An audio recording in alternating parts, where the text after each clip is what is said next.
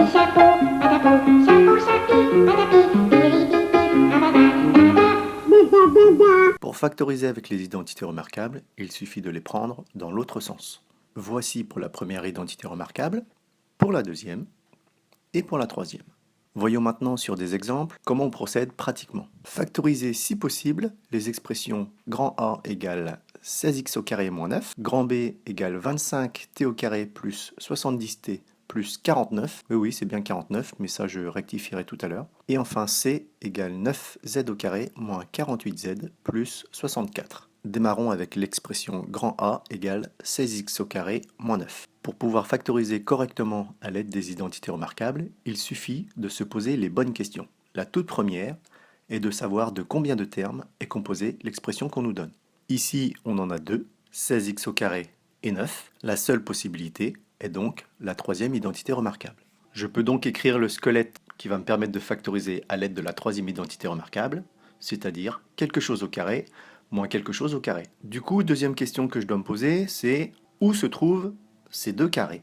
Si je regarde 16x au carré, 16 est le carré de 4 et x carré est le carré de x. Du coup, je peux donc écrire 16x carré comme étant le carré de 4x. Et je n'oublie pas de mettre 4x entre parenthèses. Pour mon deuxième carré, je regarde le deuxième terme de l'expression grand A, j'ai 9.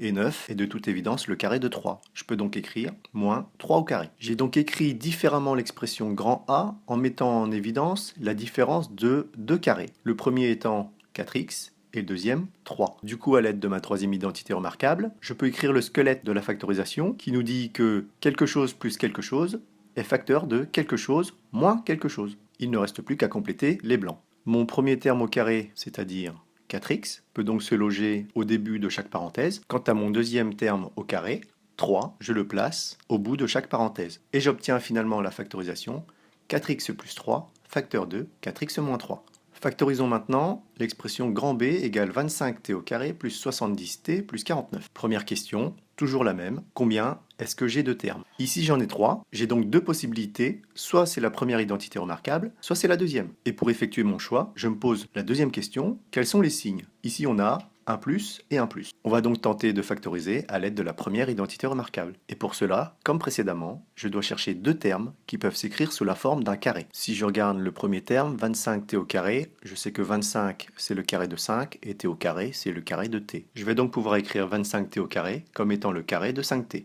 Cherchons maintenant le deuxième carré. Si je regarde le deuxième terme, 70t, il n'y a pas de carré évident qui apparaisse. En revanche, pour le troisième terme, 49, je sais que 49 est le carré de 7. Donc mon deuxième carré sera 7 au carré. On a affaire à la première identité remarquable. On peut donc écrire le squelette correspondant. Quelque chose au carré plus deux fois le produit de quelque chose fois quelque chose plus quelque chose au carré. Il suffit ensuite de placer les carrés que j'ai trouvés. Donc le premier, 5t au carré, en n'oubliant pas les parenthèses.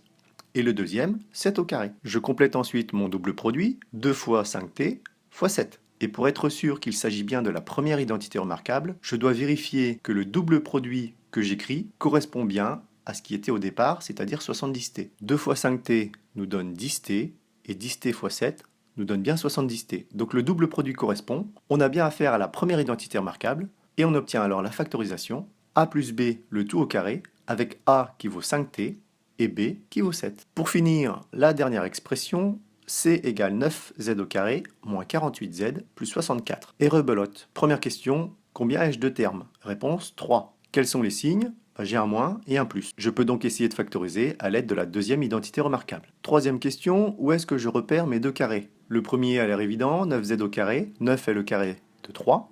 Et z au carré est le carré de z. 9z au carré est donc le carré de 3z. Pour le deuxième carré, si je regarde 48z, il n'y a pas de carré évident qui apparaisse. En revanche, pour 64, je sais que 64 est le carré de 8. Mon deuxième carré est donc 8 au carré. Je peux alors écrire le squelette correspondant à la deuxième identité remarquable, quelque chose au carré moins le double produit de quelque chose fois quelque chose plus quelque chose au carré. Je place les carrés que je viens de déterminer, c'est-à-dire 3z au carré avec les parenthèses, et tout à la fin, 8 au carré. Et pour être certain qu'il s'agit bien de la deuxième identité remarquable, je vérifie que mon double produit correspond. 2 fois 3z, 6z, 6z fois 8 me donne bien 48z. Je peux donc écrire l'expression factorisée à l'aide de la deuxième identité remarquable, c'est-à-dire a moins b au carré, où a vaut 3z et b vaut 8. Maintenant, c'est à toi de jouer.